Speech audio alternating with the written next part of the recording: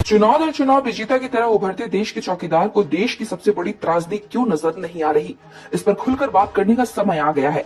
आपको याद दिला दें कि पिछले एक दशक से सहारा सेबी विवाद की वजह से देश भर में सहारा के निवेशक और एजेंट तड़प तड़प कर मर रहे हैं। इस लड़ाई में सहारा प्रमुख सुब्रत राय की मौत हो चुकी है, जिसको लेकर देश की कार्यपालिका, विधायिका, न्यायपालिका और गोदी मीडिया ने कभी गंभीरता नहीं दिखाई। दिखाया तो सिर्फ और सिर्फ नकारात्मकता। हाँ, इस दौर में सहारा से भी विवाद के बीच नकारात्मकता परोस कर सैकड़ों यूट्यूबर, दर्जनों घिसे पिटे वकील और अनगिनत अनसुलझे विश्लेषकों ने सोशल मीडिया पर अपनी दुकान खोल दी। सभी ने सिर्फ और सिर्फ सहारा को लेकर नकारात्मकता परोसा। किसी ने सहारा से भी विवाद की सच्चाई सामने लाने की हिम्मत नहीं की। हैरानी की बात यह रही कि इन नकारात्मकतावादी गैंग के नकारात्मक और भ्रामक खबरों को लोगों ने हाथों हाथ लिया और उन्हें टीआरपी दी। लोग एक झटके में सुब्रत राय जैसे शख्सियत और सहारा इंडिया समूह द्वारा देश हित में किए गए कार्यों को भुला दिया। इसमें सहारा से जुड़े कुछ एजेंटों की भी बड़ी भूमिका रही। इस पूरे प्रकरण में देश के जिम्मेदार मौन रहे और अंततः सुब्रत राय सिस्टम के आगे हार गए और खामोशी से दुनिया से रुखसत हो गए। किसी ने कार्यपालिका, विधायिका, न्यायपालिका से यह पूछने की हिम्मत नहीं जुटाई कि सहारा प्रमुख की गलती क्या थी। क्या गलती थी सहारा से जुड़े 12 लाख एजेंटों, कर्मचारियों और 10 करोड़ निवेशकों की।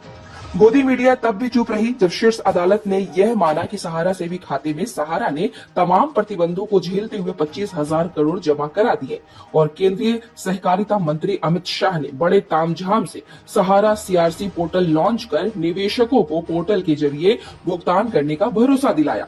गोदी मीडिया एक बार सिस्टम से पूछती कि जब सहारा ने 25,000 करोड़ सहारा सेवी खाते में जमा करा दिए हैं तो समूह का प्रतिबंध क्यों?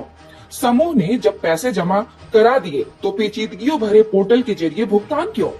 क्यों सहारा के कार्यालयों से भुगतान करने की अनुमति नहीं दी गई, जबकि आरबीआई के निर्देश पर समूह ने 75,000 करोड़ का भुगतान बेहद ही सुगमता से 2011 में किया था और शीर्ष अदालत ने एनओसी लिया था। मगर इस दौर में गोदी मीडिया खामोश रही। देश के बड़े बड़े पत्रकार इस दौर में चुप रहे। मोदी सत्ता को कटघरे में खड़ा करने वाले दिग्गज पत्रकारों में शुमार पुणे प्रसून वाजपेयी, रवीश कुमार, अभिसार शर्मा, अजित अंजुम, दीपक शर्मा सरीखे पत्रकार चुप रहे। इनका एक भी वीडियो सहारा सेवी विवाद को लेकर आज तक सामने नहीं आया। अपने वीडियो के जरिए देश में बेरोजगारी के मुद्दे पर ये मोदी सत्ता को कटघरे में खड़ा करते हैं। इन्हें 12 लाख बेरोजगार नजर नहीं आते। शेयर मार्केट में निवेशकों के पैसे डूबने की खबरों को लेकर ये खूब चर्चा करते हैं, मगर सहारा के निवेशकों के मुद्दे पर ये चुप है। हिडनबर्ग इलेक्ट्रॉल बॉन्ड को लेकर ये न्यायपालिका से सवाल करते हैं, मगर सहारा मामले पर ये मौन है। सवाल तो इनकी निष्पक्षता पर उठेगी ही। यहाँ आपको याद दिला दें कि पिछले दिनों उत्तराखंड के उत्तरकाशी की सलक्यारा टनल में फंसे 41 मजदूरों को रेस्क्यू कराने में देश का पूरा सिस्टम एकजुट रहा और सभी 41 मजदूरों को सकुशल बाहर निकालकर सुर्खियां बटोरी। देश के प्रधानमंत्री, उत्तराखंड के मुख्यमंत्री, देश की तमाम मीडिया इस रेस्क्यू ऑपरेशन का हिस्सा बने, मगर सहारा इंडिया परिवार के 12 लाख मजदूरों के मामले में वही सरकारी मशीनरी और मीडिया पिछले एक दशक से मौन है। आखिर क्यों? क्यों प्रधानमंत्री चुप है? क्यों बड़े बड़े मीडिया समूह नकारात्मकता परोस रहे हैं? क्यों न्यायपालिका न्याय करने से घबरा रही है? क्यों सरकारी मशीनरी मौन है? भले चुनाव दर चुनाव प्रधानमंत्री नरेंद्र मोदी का रुतबा बढ़ता जा रहा है, भले सदन के भीतर और चुनावी रैलियों में प्रधानमंत्री सीना ठोक कर कहते हो कि मोदी है तो गारंटी है, मगर सहारा के निवेशक और एजेंट इसे अपने गाल पर तमाचा मानने लगे हैं। ये अलग बात है कि सहारा की बर्बादी की पटकथा तत्कालीन यूपीए सरकार ने लिखी थी, मगर अच्छे दिन की आस में सहारा ने अपना बसा बसाया साम्राज्य तबाह कर दिया और चौकीदार चुप रहा। इसकी टीम सहारा से जुड़े निवेशकों और एजेंटों को है।